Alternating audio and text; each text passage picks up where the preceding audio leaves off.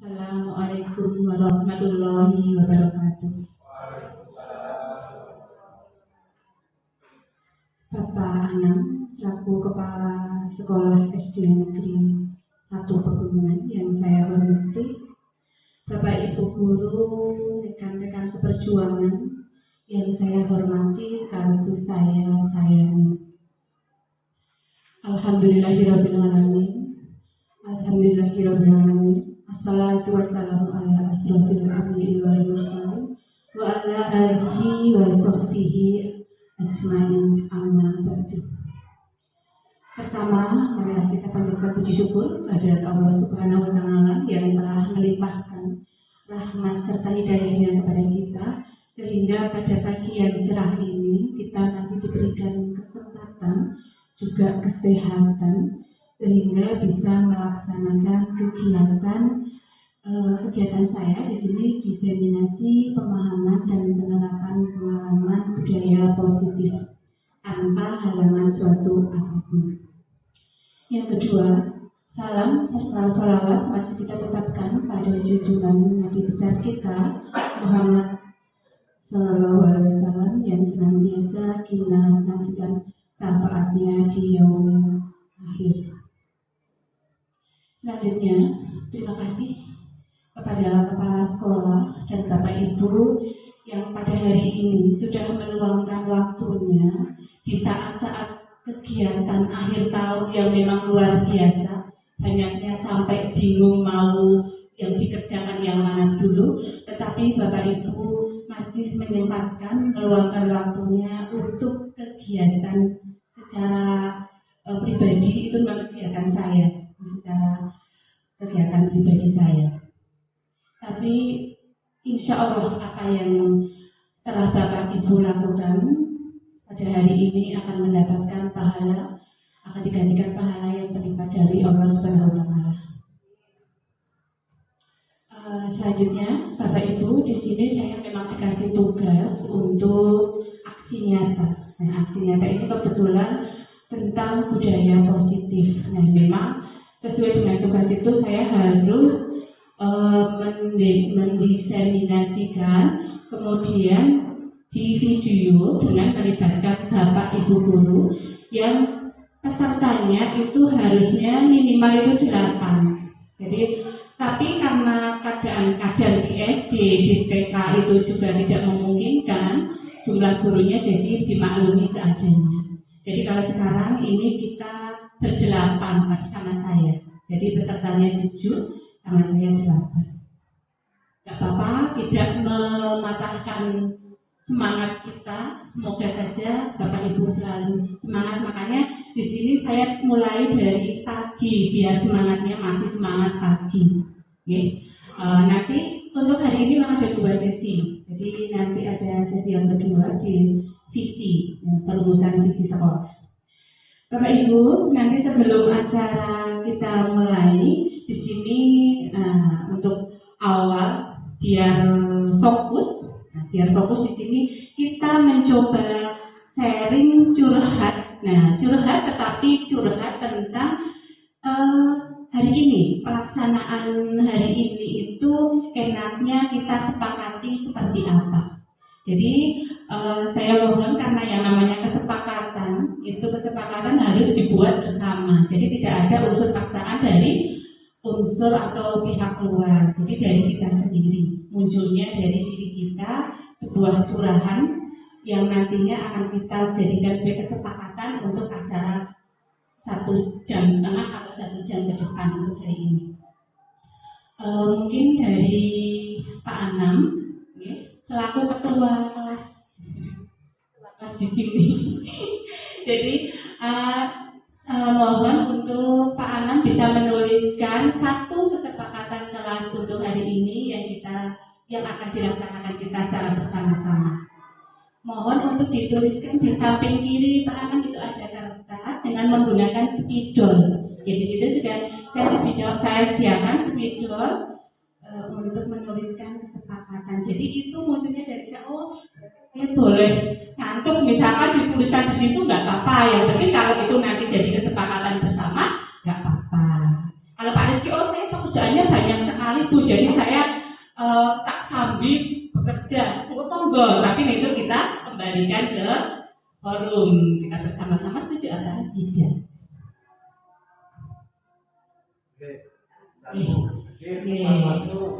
Oh iya, hadir tepat waktu. Kira-kira bisa disetujui? Iya. Ada lagi nggak kesepakatan? Saya tidak akan menunjuk, tapi siapa saja yang mau membuat kesepakatan, mau intinya menyumbangkan kesepakatan yang hari ini, silakan dituliskan di depan. Ya, yang penting jangan hanya satu. Tidak bermain HP. Ya, Pak Anak mau menyumbangkan 2, tidak memainkan HP. Terima kasih sekali. Ya, karena kalau memainkan HP biasanya fokusnya terbagi. Kalian saja untuk Pak Anak berarti 3 atau 4? Oh, sampun. Oh, coba Bu Lilis tolong. Iya, kita butuh berapa lah nanti untuk kesepakatan kita pada hari ini.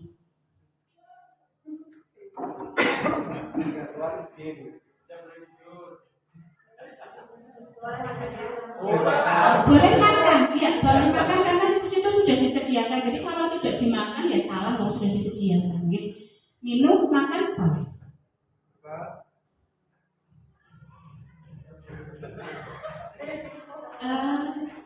Haji tepat waktu sudah, ya sudah kita laksanakan.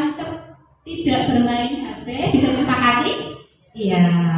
Mungkin itu Pak Ana mungkin menjaga kebersihan. Jadi karena di situ ada snack, tolong sampahnya jangan dibuang sembarangan, disimpan dulu. Nanti pasti buangnya keluar.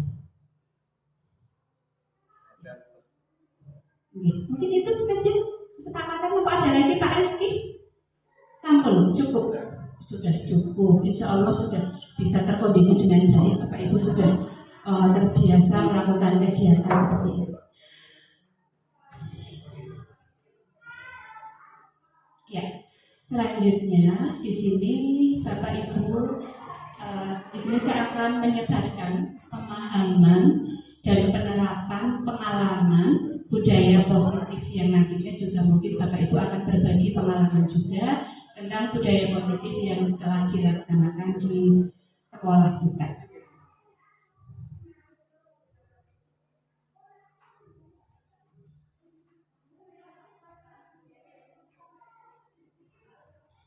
Ya, selanjutnya konsep inti dari budaya positif di sini adalah adanya perubahan paradigma belajar. Konsep intinya nanti. Yang kedua, disiplin positif. Yang ketiga, nilai-nilai kebajikan. Yang empat, kebutuhan dasar manusia. Motivasi perilaku manusia. Posisi kontrol guru. Keyakinan kelak. Dan segitiga restitusi. Jadi ke-8 ini termasuk inti, konsep inti dari budaya positif yang mungkin Bapak Ibu sudah pernah beberapa atau mungkin ada yang sudah pernah menerapkannya semuanya. Jadi kita kalau sudah pernah kita terapkan, jadi di sini nanti kita hanya berbagi pengalaman. Karena di sini sifatnya saya itu tidak pinter, tidak tahu dulu, tetapi ya kita belajar bersama-sama. Jadi kita saling mengingatkan, oh kadang kita seperti ini. Oh saya sudah melakukan itu, tapi nggak tahu namanya apa. Kadang, oh saya sudah menerapkan seperti itu, tapi oh ternyata namanya keyakinan kelas. Semuanya itu sudah pernah kita lakukan. Secara tidak sadar itu kita pernah melakukan semuanya. Tetapi hanya saja kita tidak tahu oh itu apa. Dan ternyata itu masuk dalam konsep inti di budaya positif yang dilakukan di sekolah. Budaya positif itu munculnya dari disiplin dulu.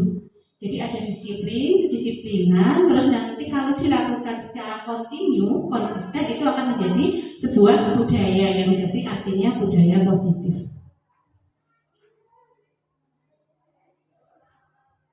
Nah, sekarang sebelum kita lanjutkan lagi ke lebih dalam lagi nanti coba sekarang saya ingin tanya kita sharing masing-masing pasti akan mempunyai jawaban yang berbeda, punya pandangan yang berbeda. Nah di sini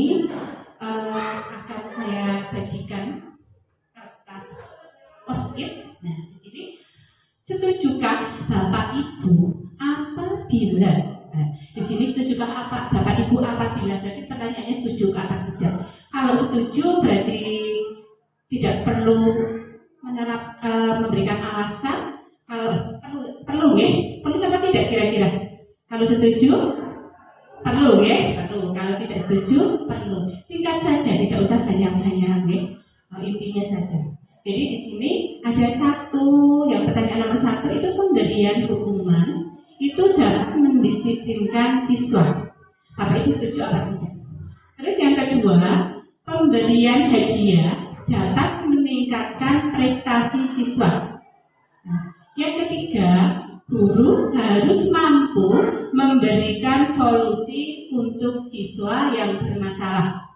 Yang keempat, guru berperan sebagai teman bagi siswa.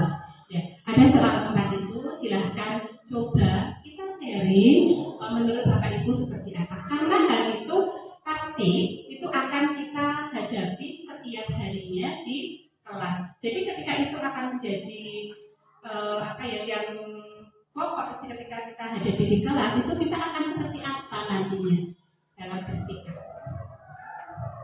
Yang saya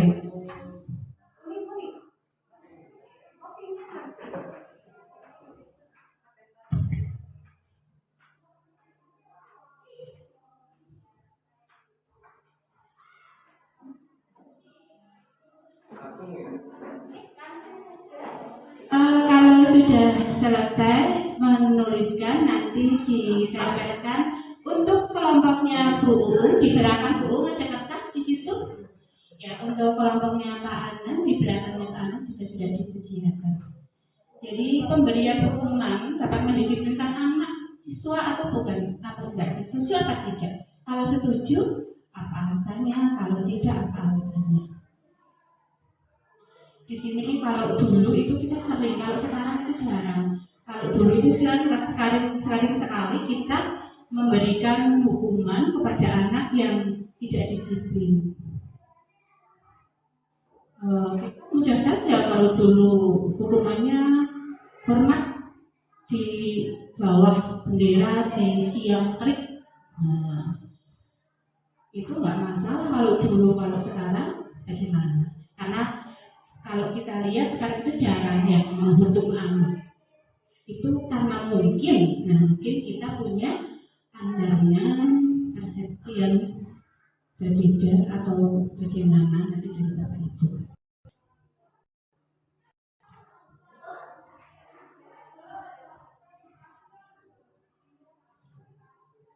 Ya, sedikit saja.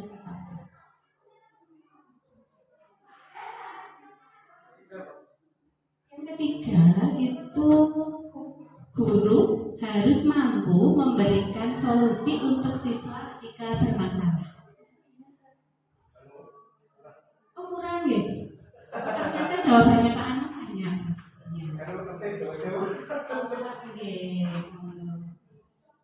Jadi masih kurang.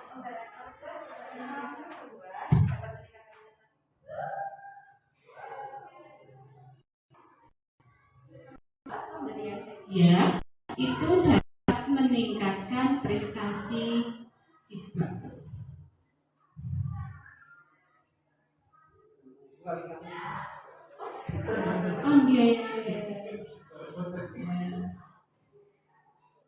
Iya, pemberian hadiah dapat meningkatkan prestasi siswa. Nomor 1. Oh, badan muat.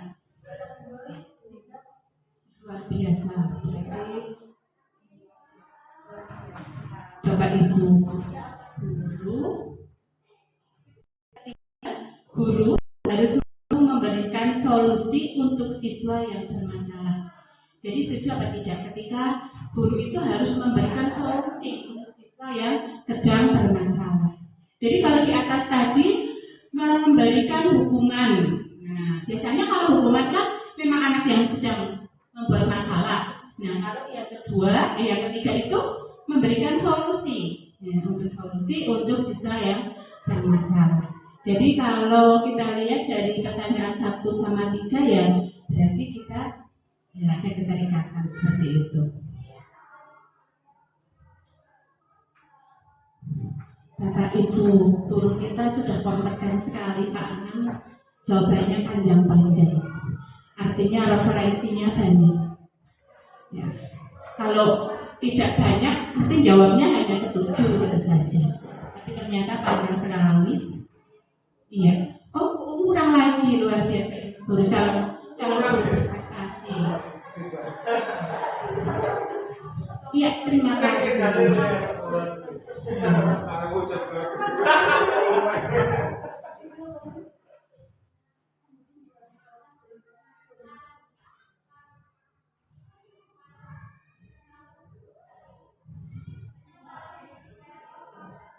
Itu sudah selesai. Oke. Iya. Sambil menunggu, sekarang sambil menunggu Bapak Ibu yang belum selesai, mohon bantuannya pada Pak Rizky untuk menjawab secara lisan apa yang sudah dituliskan.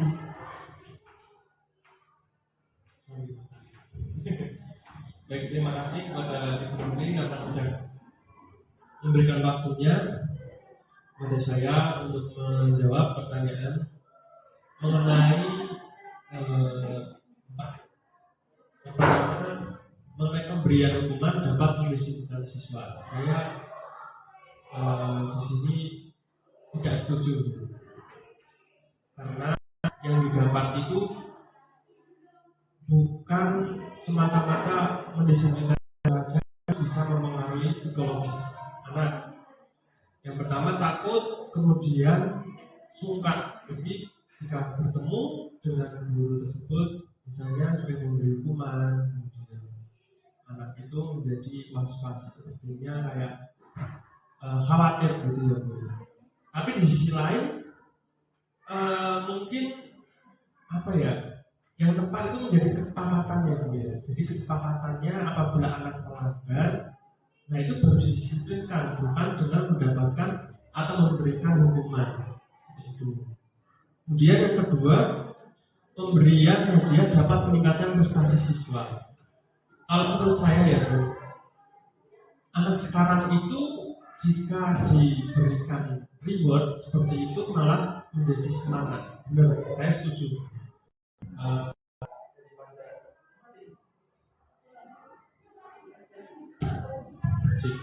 Daripada memberikan hukuman, lebih baik kita mendapatkan afirmasi positif kepada anak.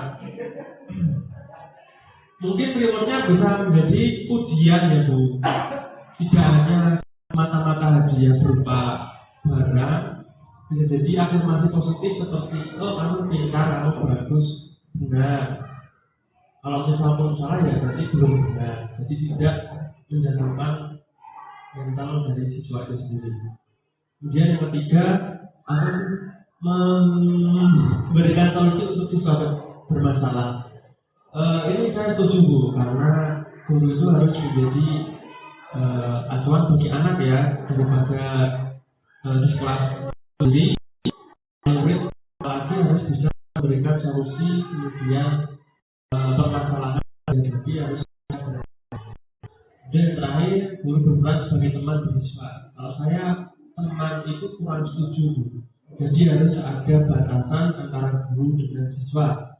Kalau kita sebagai teman siswa, bersiswa nanti malah disepelekan. Maksudnya di sini dalam konteksnya teman itu kita yang mendengar anak, bukan sebagai teman. Ya, itu boleh saya. Terima kasih. Artinya mohon maaf. Assalamualaikum warahmatullahi wabarakatuh.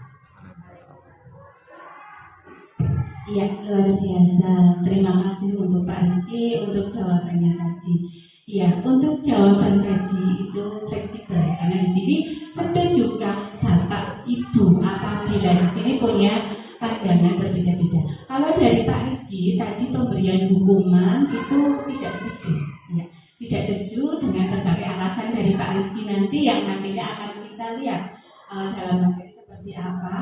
Terus yang kedua pemberian hadiah itu setuju karena itu dapat meningkatkan prestasi siswa. Iya.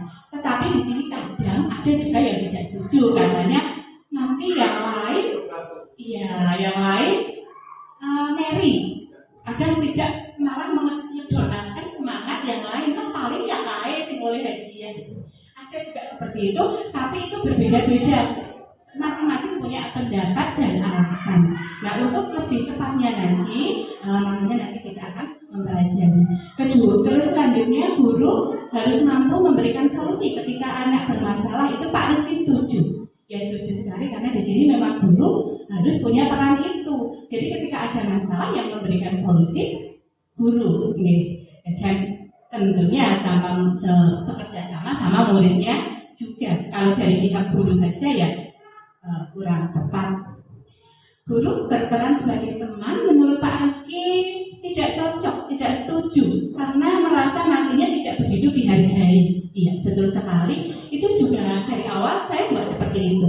Tapi untuk nanti ada banyak yang menjadi referensi buat kita guru sebagai teman itu boleh enggak, tepat apa enggak, itu nanti akan kita dapatkan jawabannya.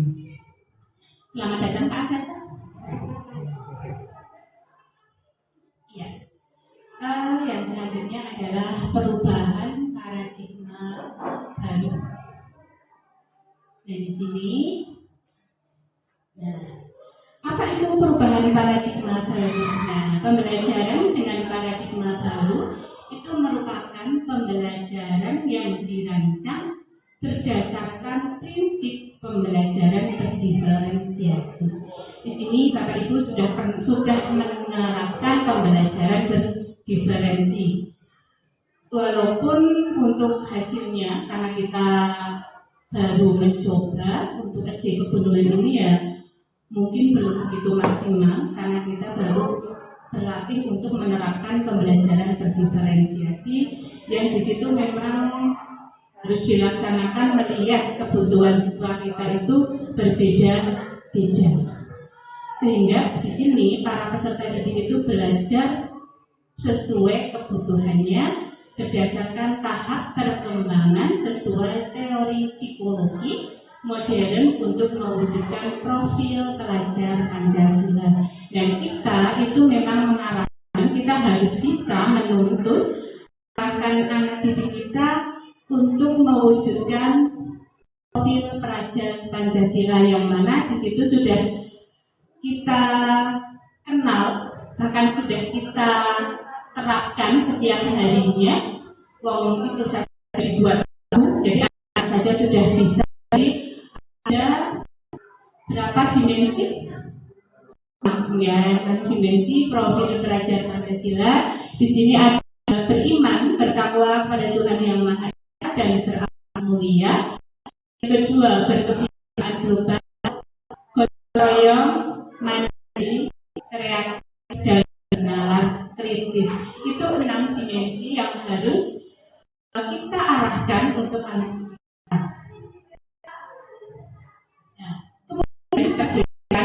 Nah, paradigma guru itu mengontrol ini bahwa penguatan efektif dan bermanfaat itu paradigma teori kontrol. Ilusi bahwa kritik itu membuat orang merasa bersalah dan dapat menggunakan ilusi yang selanjutnya bahwa orang itu memiliki hak untuk memaksa. Itu paradigma teori kontrolnya.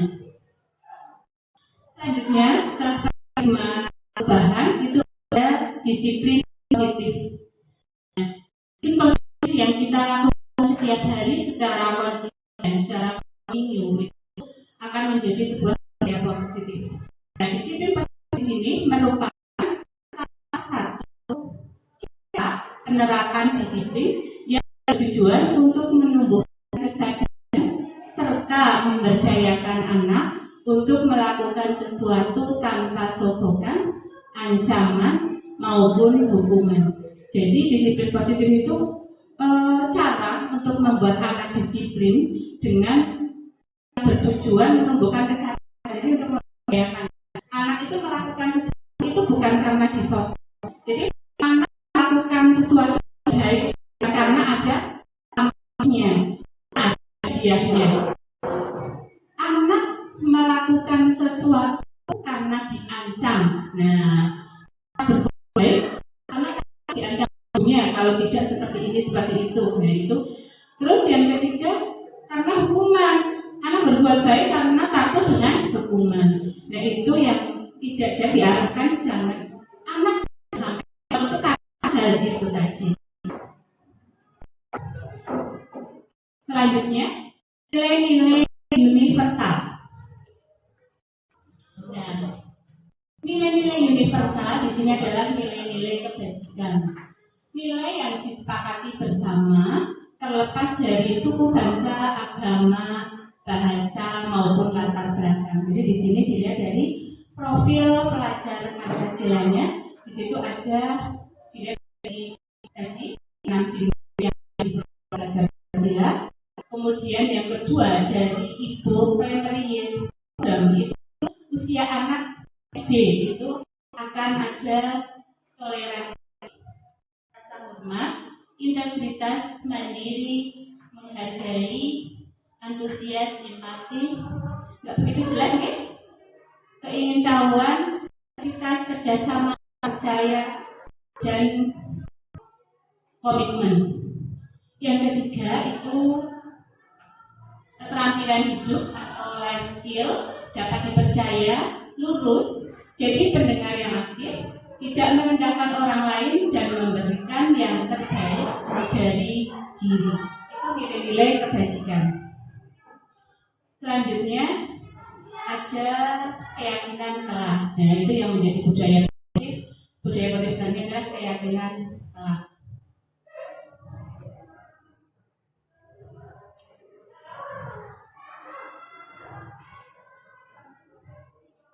Nah, di sini kenapa keyakinan kelas bukan peraturan kelas? Coba di sini mohon bantuan dari Pak Anam. Pak Anam, kenapa sekarang itu kok marak keyakinan kelas, bukan peraturan kelas? Kelihatannya peraturan kelas itu sudah tidak mulai muncul. Itu munculnya keyakinan kelas itu seperti apa? Terima kasih, Novi, berikan tanggapan tentang kenapa sekarang di sekolah itu menggunakan keyakinan kelas dan peraturan.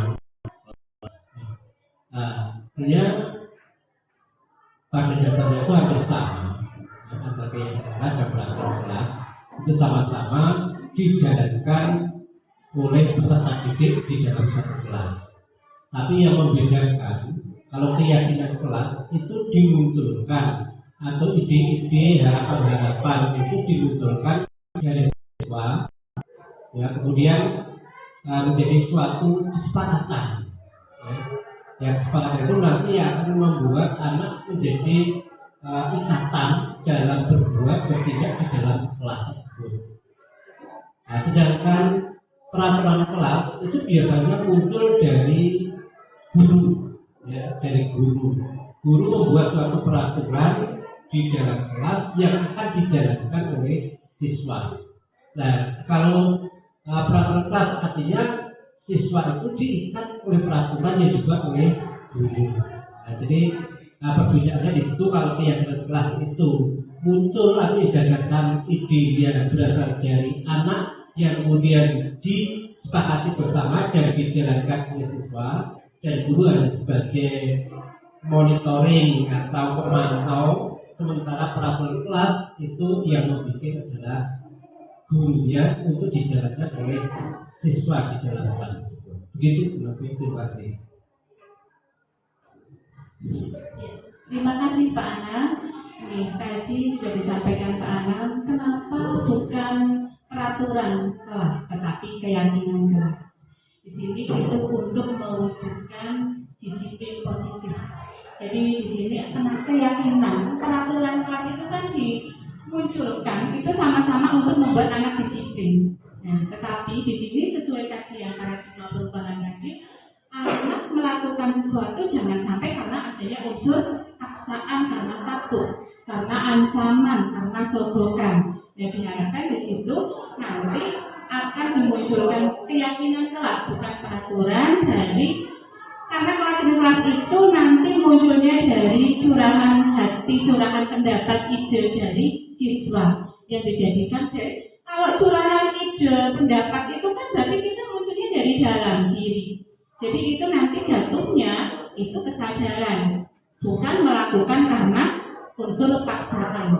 Nah, kalau peraturan tadi yang buat satu pihak saja yang dilakukan oleh murid, itu ada biasanya kalau peraturan ya ada hukuman seperti itu. Tapi kalau keyakinan itu biasanya dari anak ada konsekuensinya. Kalau saya melakukan ini apa, itu kan kesadaran sendiri.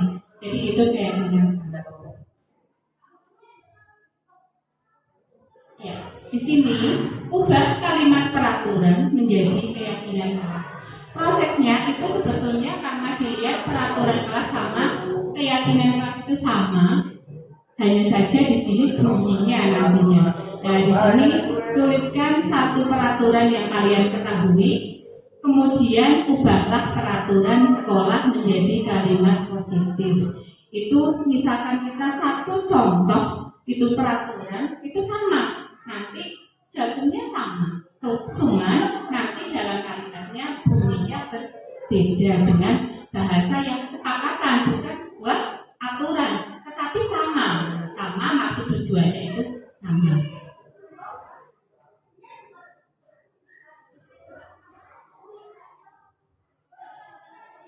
Nah, untuk selanjutnya kebutuhan dasar manusia biasanya untuk disiplin positif itu juga ada hubungannya dengan kebutuhan dasar manusia. Kenapa anak membuat masalah? Kenapa anak tidak berbuat disiplin? Karena biasanya ada kebutuhan dasar yang tidak atau belum terpenuhi. Jadi anak berbuat salah itu harus kita cari tahu solusi. Sebelum kita cari tahu solusi, kita tahu dulu permasalahannya. Kenapa si anak berbuat seperti itu? Kenapa si anak selalu datang terlambat? Nah, kenapa anak selalu tidak mengerjakan tugas? Itu ada hubungannya dengan kebutuhan dasar manusia bagian yang tidak terpenuhi. Nah, untuk kebutuhan dasar yang nantinya yang akan kita bahas, sebelumnya mohon Bapak Ibu berdiri sebentar. Ya, mohon Bapak Ibu berdiri sebentar di depan meja. Di depan meja, tidak di belakang meja. Kita bermain-main sebentar. Oke, nanti tinggal ngopi, nanti waktunya ngopi. Nanti di sorting Pak Kanca, biar kelihatan lebih menarik. Iya, mohon maaf Bapak Ibu Guru, bukan mengerjani, tapi kita berfokus-fokus dulu, biar konsentrasi. Nah, kita fokus sebentar. Jadi kalau nanti pas materi itu fokus tidak penuh, tapi kalau seperti ini biasanya kita memfokuskan. Karena apa? Takut dapat hukuman. Hukuman apa? Ketika salah malu, kan seperti itu. Nah, itu biasanya malah lebih fokus kita. Jadinya seperti itu, lebih fokus. Coba Bapak Ibu lakukan apa yang saya perintahkan. Apa yang saya perintahkan dengan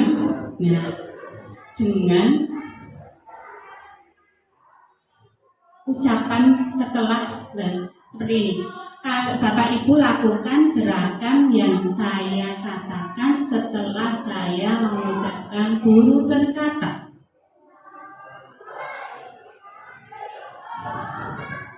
Ya. Guru berkata, Bapak Ibu duduk di kursi.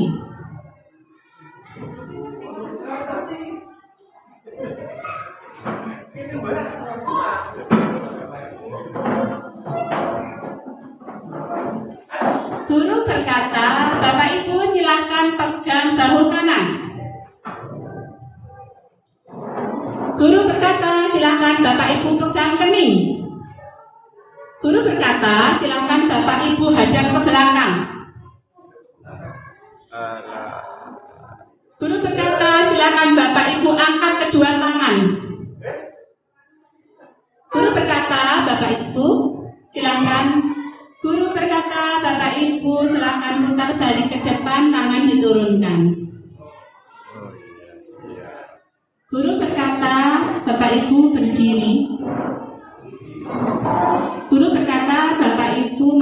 pergi ke depan meja. Jadi balik lagi. Iya, mohon maaf karena memang harus jalan dia fokus, dia agak capek sedikit, kurang ngantuk ya seperti itu. Sudah konsentrasi belum Bapak Ibu? Sudah? Oke, kalau sudah silahkan duduk kembali. Tadi duduk kembali. Ya, luar biasa, yang masih berdiri berarti dia berhasil konsentrasi.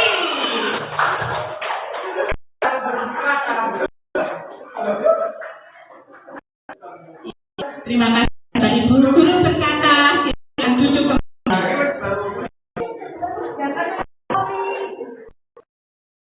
Buka ada, silakan nanti sambil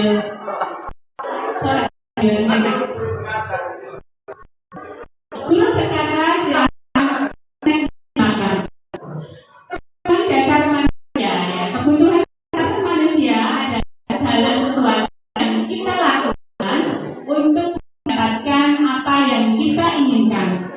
Tindakan yang kita lakukan memiliki tujuan tertentu dan usaha terbaik yang kita lakukan adalah dalam rangka agar kebutuhan dasar kita terpenuhi dengan baik. Sementara kebutuhan dasar apa sih? Nah, kita punya 5 kebutuhan dasar Bapak Ibu. Ya, ada 5 kebutuhan dasar. Yang pertama itu kebutuhan bertahan hidup. Nah, untuk bertahan hidup kita butuh makanan, pakaian, tempat tinggal, dan kebutuhan. Yang kedua, kita butuh juga kasih sayang dan rasa diterima. Berbagi, kerjasama, menjadi bagian dalam kelompok, bisa diterima, itu pekerjaan dan rasa diterima. Kemudian butuh juga penguasaan. Nah, ketika harga diri, keinginan untuk dianggap memimpin, berprestasi, diakui dan didengar, itu juga penguasaan kita butuh itu. Kemudian ada kebebasan, mandiri, memiliki pilihan, mencoba hal baru, serta mampu mengendalikan diri, itu kebebasan. Jadi kita punya kebebasan untuk melakukan sesuatu hal. Kemudian kesenangan bermain, humor, antusiasme, dan ketawa. Nah, itu kebutuhan dari manusia. Jadi 5 dasar, ada 5 kebutuhan dasar manusia. Kemudian selanjutnya ada motivasi perilaku manusia. Itu sudah ada.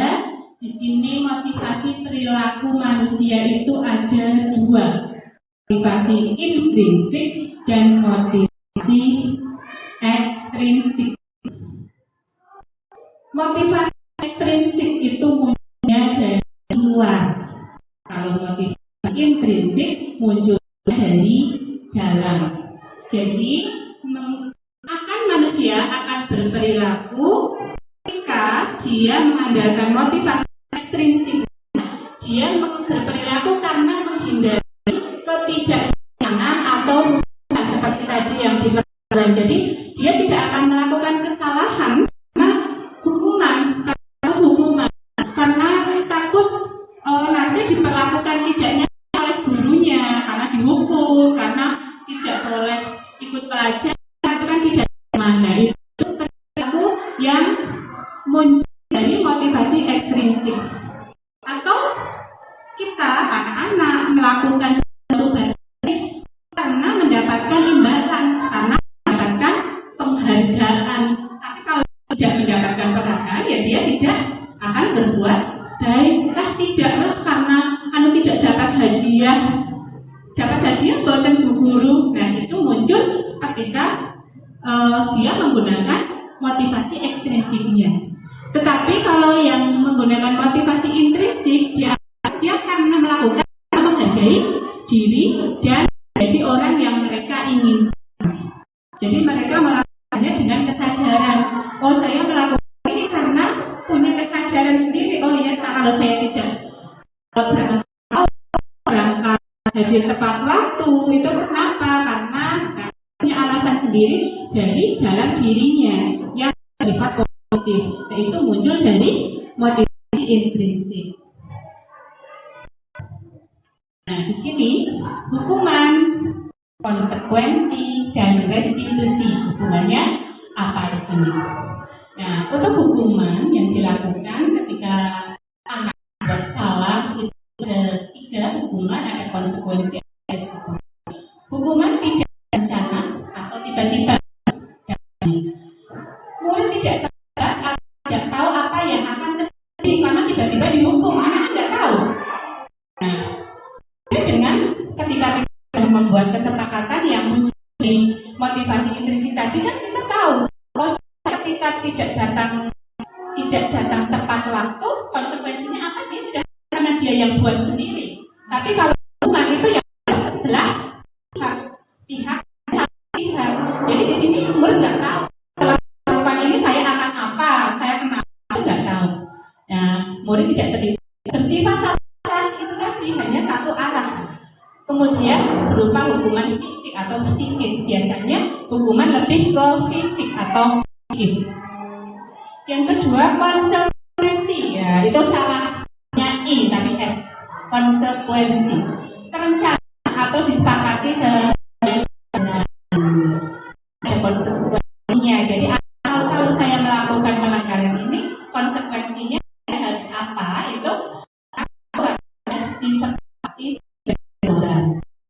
Murid tetap dibuat tidak nyaman, tapi di sini jadi tetap dibuat tidak nyaman ketika dia melakukan kesalahan, walaupun tidak ada tetap anak rasanya begitu.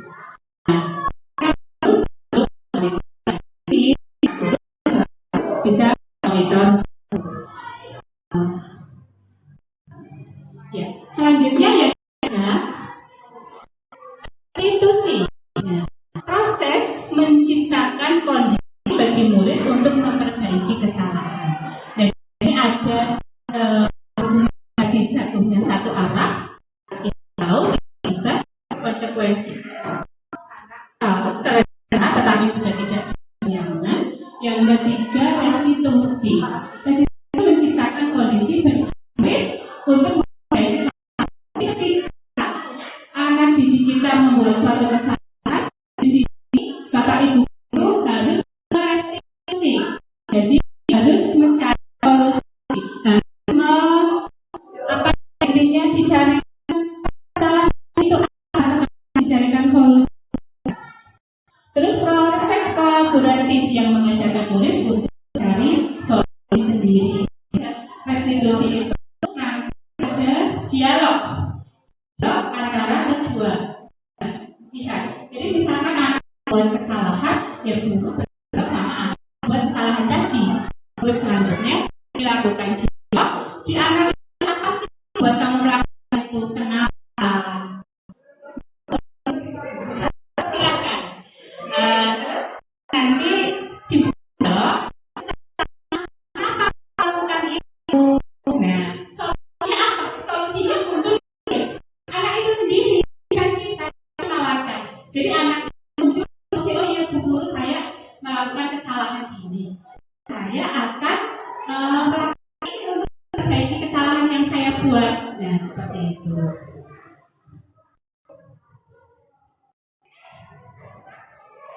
Tugas lagi untuk Bapak Ibu. Sekarang Bu Ayu tadi datang, lalu dapat tugas juga, ya. Nah, itu yang nomor 4. Kelihatan apa enggak? Itu kurang, tapi saya tadi malam agak. Iya. Itu anggap saja ada terusannya. Nah, di situ mencatat kalimat saya tidak akan terlambat lagi sebanyak 100 kali di buku. Itu termasuk hukuman atau iya, hukuman. Iya. Terus tapi mengelilingi lapangan basket 2 kali karena terlambat bagi sekolah, hukuman. Siswanya sedang belum selesai dibaca sudah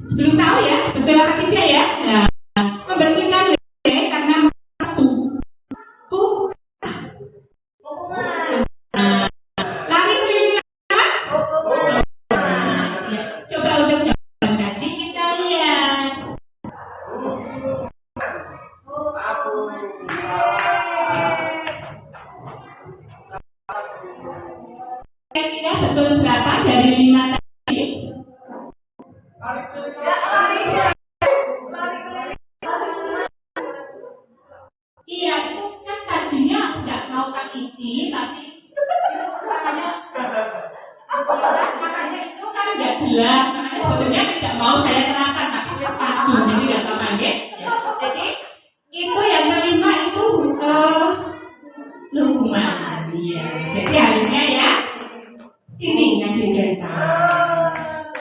Betul semua? Iya, biasanya kayaknya salah nih. Iya, selanjutnya budaya positif yang selanjutnya yaitu posisi kontrol. Ada kaitannya dengan yang saya sampaikan tadi. Nah, setelah hukuman tadi ada konsekuensi kita sebagai guru harus memposisikan diri sebagai apa? Sebagai penghukum, sebagai pembuat merasa bersalah, sebagai teman, sebagai pemantau, atau sebagai manajer. Ini Bapak Ibu kalau kita lihat, itu hubungannya dengan apa? Dengan yang tadi Bapak Ibu tuliskan, betul apa enggak? Nah, jadi Bapak Ibu tadi menuliskan, kemudian Pak Rizky juga sudah menjawab. Bisa nih Pak? Nah, itu sudah menjawab tadi. Saya sebagai teman setuju Pak, tidak dengan ini. Nah, di sini Pak Ibu bisa menjadi penghukum, menghardik, menunjuk, berkaca pinggang, membentak, hukuman fisik atau verbal. Dampaknya yang terjadi ketika Bapak Ibu sebagai penghukum menjadi pendendam, tidak menyukai guru atau hal tertentu, takut. Nah, jadinya orang senang dulu ya. Kemudian ketika kita membuat merasa bersalah, jadi kita membuat anak itu merasa bersalah. Pernah Bapak Ibu membuat anak merasa bersalah? Pasti pernah. Secara tidak kita sadari dalam kita mendidik anak, kita pernah melakukan 5 itu. Tetapi kalau dulu itu kita tidak terorganisasi, artinya. Jadi kita itu artinya kalau dulu itu lewat saja, mengalir saja. Padahal kita sudah menerapkan itu. Dan biasanya yang kita terapkan itu sesuai dengan mood, ya enggak? Kalau dulu itu sesuai dengan mood. Iya, moodnya saya sebagai teman, moodnya saya lagi marah, lagi banyak masalah di rumah, anak saya rewel terus. Nah, misal saya di sekolah kan, akhirnya di saat ada anak bermasalah tidak nih, ya udah jadi hukum ya selesai, kan? Itu jatuhnya jadi mood. Nah, di sini sebagai teman, membuat merasa bersalah, suara lembut, tetapi menyalahkan siswa. Jadi suaranya sih lembut, tetapi hanya menyalahkan siswa itu nanti jatuhnya pada anak itu merasa bersalah. Nah, guru menyatakan kesalahan pada siswa dan guru menderita.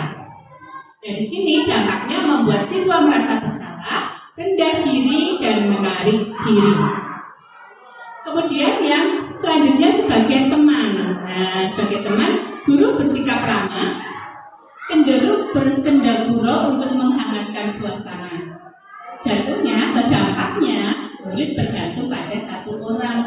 Murid membuat murid tidak mandiri karena sudah terlalu bebas dengan gurunya. Jadi bisa-bisa nanti seperti Pak Rizky tadi, tidak dihargai. Bisa-bisa ada bertanya kayak aneh gitu kan. Nah, nanti guru karena sudah memposisikan sebagai teman, tidak tahu. Nah, itu artinya apa? Dia tidak mandiri, dia akan tergantung. Nah, tergantung pada satu orang. Pemantau. Nah, kalau sebagai pemantau, kita nanti akan nada bicaranya dan ekspresinya datar. Memantau siswa diberi sanksi. Dampaknya di situ menghitung hadiah atau hukuman yang diberi tanpa nilai kebaikan, tidak sepenuhnya mandiri. Nah, yang terakhir, 5 posisi kontrol yang terakhir sebagai manajer. Nah, sebagai manajer suara netral.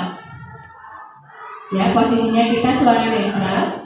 Kita identitas positif atau berhasil, mengajukan pertanyaan bermakna, membantu siswa memecahkan masalah. Nah, di sini akhirnya murid menjadi mandiri, percaya diri, memecahkan masalah sendiri. diri. Di sini yang paling sesuai, yang paling sesuai itu ketika kita posisi kontrolnya sebagai manajer. Tetapi itu juga harus kita harus berusaha. Kita sendiri harus mengontrol diri kita. Karena tidak selalu kita sebagai guru menjadi manajer. Tergantung mood tadi kan Bu Ayu, tergantung mood tadi, moodnya lagi pengen marah menjadi manajer itu kan bertolak belakang sekali. Nah, jadi kadang tetapi itu yang harus kita lakukan.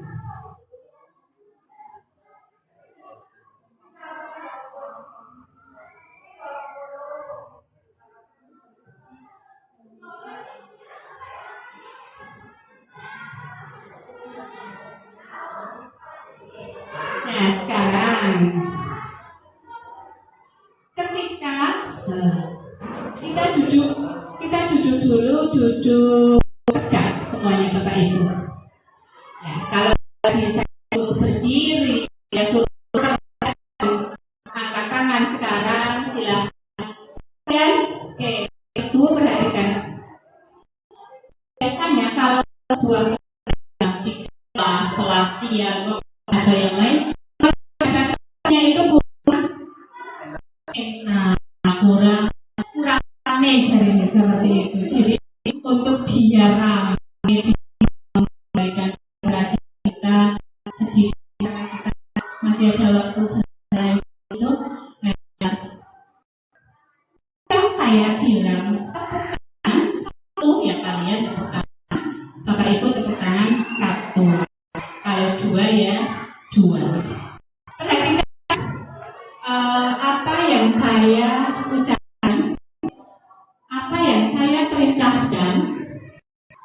Silakan kalian lakukan tepuk tangan setelah saya mengucapkan tepuk tangan. Tepuk tangan satu, tepuk tangan dua, tepuk tangan tiga, tepuk tangan satu, tepuk tangan dua, tepuk satu.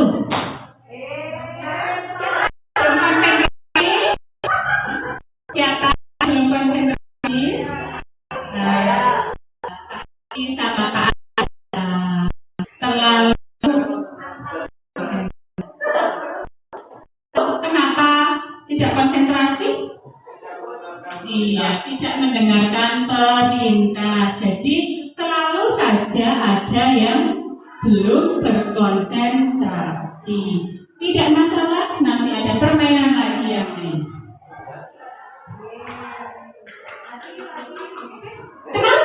Kenapa tadi tak suruh tepuk tangan? Karena biar konsentrasi untuk berpikir soal selanjutnya. Posisi kontrol apakah aku? Posisi kontrol yang mana? Berapa kali ibu harus memberitahu kamu? Kamu selalu saja mengecewakan ibu. Sebagai tadi, saya akan kontekan dulu. Ini loh maksudnya. Itu loh. Sebagai apa sih saya? Posisi kontrol yang mana sih saya? Hukum, membuat merasa bersalah, teman, pemantau, manajer. Oke. Kontekannya sudah ya? Iya. Kontekannya sudah langsung sini. Ibu harus memberikan kamu. Buat rasa bersalah. Iya. Dulu jawabannya bisa? Iya. Yang sudah. Iya. Jawabannya oke. Apakah kamu akan kamu? Kira-kira bagaimana kamu akan mempersiapkanmu?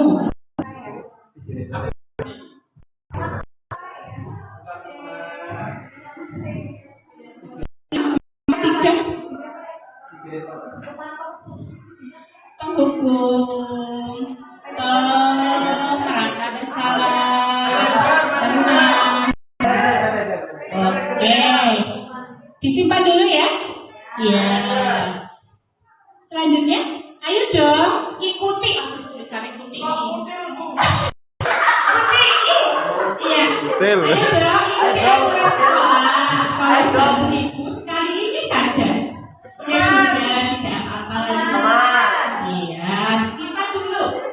Om Kutil. Yang kelima, kamu sudah melanggar peraturan sekolah. Kamu tahu konsekuensinya. Setelah upacara kamu beri atributnya ke koperasi dan jangan diulangi lagi. Oke, disimak dulu. Selanjutnya kita bersifat jujur ya anak-anak. Bapak Ibu, kita jujur coba dari jawaban itu tadi berapa yang salah, berapa yang benar.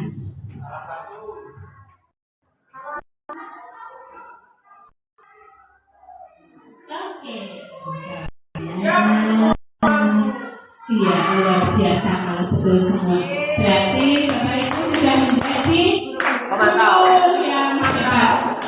Kita memposisikan diri sebagai apa yang tepat. Jadi ketika nanti ada permasalahan itu yang dihadapi anak-anak, Bapak Ibu sudah tepat memposisikan dirinya.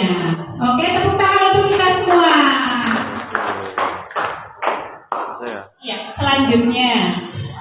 Setelah kita mempelajari posisi kontrol kita sebagai apa nantinya ketika menjadi anak-anak, selanjutnya yang paling utama menurut saya paling menarik dalam budaya politik itu ini restitusi. Suatu proses, proses dialog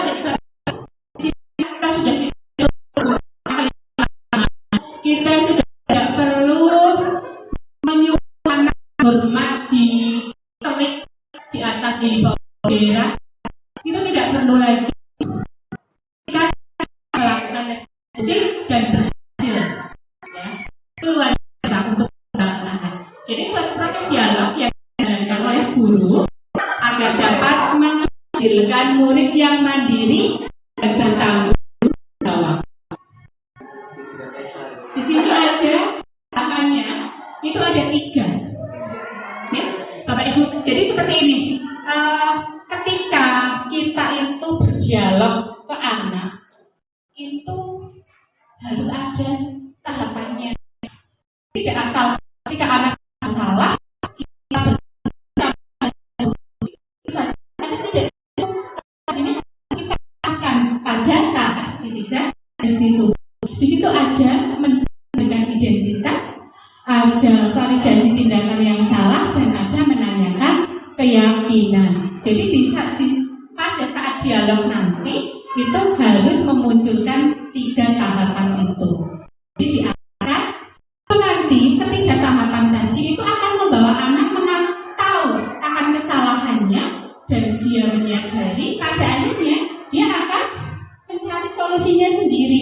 Jadi perlu kita mencari solusi. Jadi anak itu mencari kesalahannya sendiri dengan menyadari dan mencari solusi yang akan dilakukan untuk memperbaiki kesalahan yang telah dia perbuat. Nah, ini menstabilkan. Yang pertama menstabilkan identitas. Akan prinsip membuat kesalahan adalah bagian dari proses pembelajaran. Berbuat salah itu wajar. Tidak ada manusia yang sempurna. Ibu juga pernah melakukan. Ibu tidak mau mencari siapa yang salah, tetapi ibu ingin mencari solusi dari permasalahan ini. Yaitu contohnya. Contoh dialog dilakukan pada saat melakukan ketika restitusi. Ya, jadi yang dilakukan komunikasinya seperti ini. Itu menstabilkan identitas. Selanjutnya validasi. Nah, kalau validasi tindakan yang salah, berdasarkan prinsip setiap perilakunya berupaya memenuhi suatu kebutuhan tertentu. Jadi di sini untuk dialognya ada kalimat seperti ini. Pasti punya alasan mengapa melakukan hal itu. Jadi kamu sudah pasti punya alasan mengapa kamu melakukan itu. Padahal kamu bisa melakukan yang lebih buruk dari ini ya. Kamu tak bangga karena telah melindungi yang lebih buat. Coba kalian Bapak Ibu cermati dialog ini. Nah, ini nantinya akan merujuk pada validasi tindakan yang salah. Kemudian yang ketiga menanyakan keyakinan. Nah, menanyakan keyakinan berdasarkan prinsip teori kontrol bahwa pada dasarnya kita termotivasi secara intrinsik. Pada dasarnya kita itu termotivasi secara intrinsik. Tetapi